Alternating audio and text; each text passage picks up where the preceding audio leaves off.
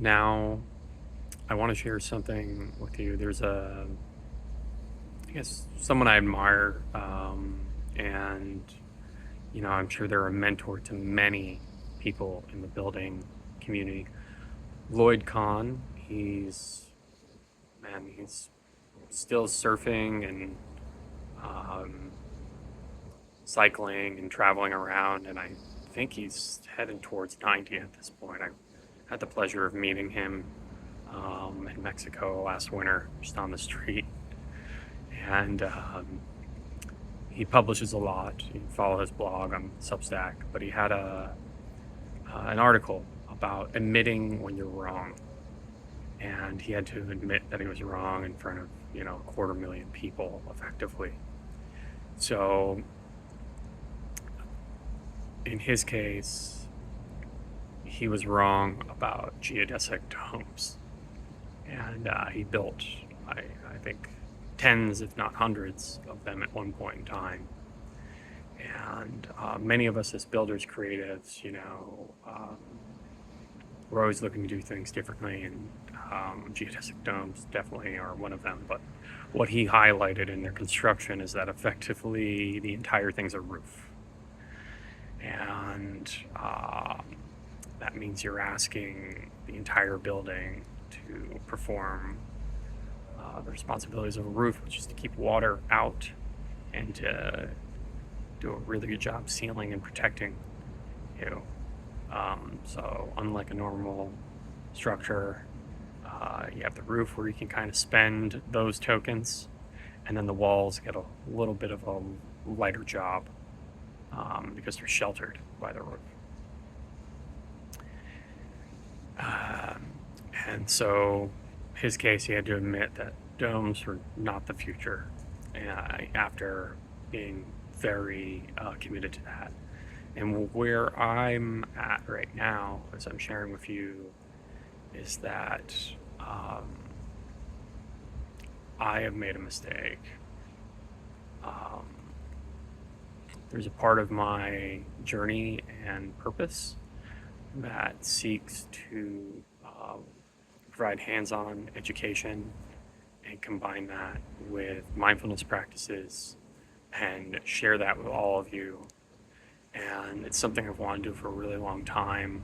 I've collaborated with others who are doing the same thing, yet I've always felt a call to step up and create my own vision interpretation of that.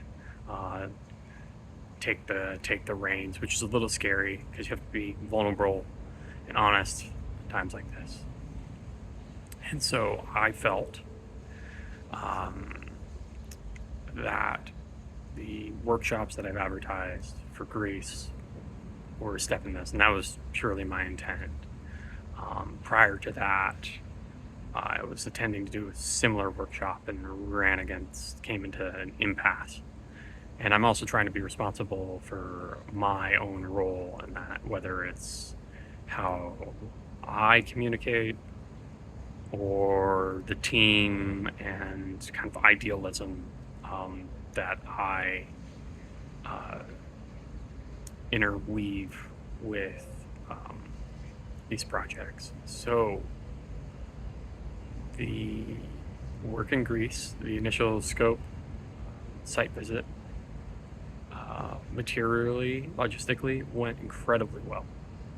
So within 2 weeks, we, cleared the brush and gained access to the land and the house.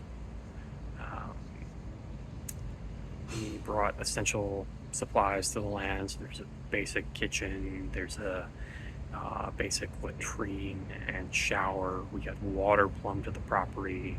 We cleaned the ruin, disassembled the collapsing roof, so at least it's at a baseline where it can now move forward in its construction.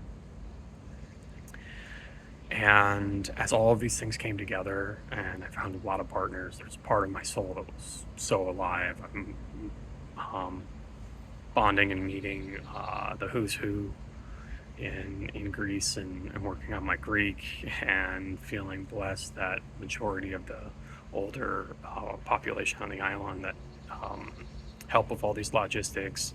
They speak German, so my German knowledge came through, and so there's a part where everything just felt so serendipitous, so dreamlike. And unfortunately, the sadder reality of this is the client with which I embarked on this, and I must say, like, the material logistics we really succeeded in. There's something of my being that's particularly triggering with them, and they have asked to end our working relationship. So that means the workshops will not be held there. I don't know what anything looks like right now. I had already reached out to friends here to collaborate with on this project. So those are tough conversations that I'm having. And I also had other friends reach out, very interested in joining and participating. And so I'm, on a certain level, I'm embarrassed and feel quite foolish. On the other side, I feel I'm surprised with how okay and just present I've been able to be through this period of change. So that feels like a big point of growth to celebrate right now. So I will be pivoting here. I had just planned to take a week while I was over here to visit family's Italian village. Hadn't been here in 6 years, so that's a kind of a crazy deja vu in its own way. And also helps me kind of meter the maturity and the growth in the last 6 years. So once again, I'm pleased with that.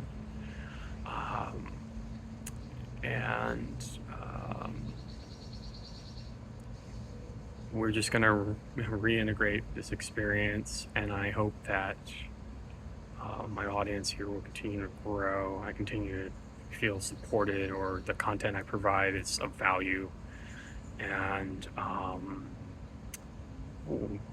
this dream will manifest in the way that it needs to. So thinking of Winston Churchill, that success is to go from failure to failure with no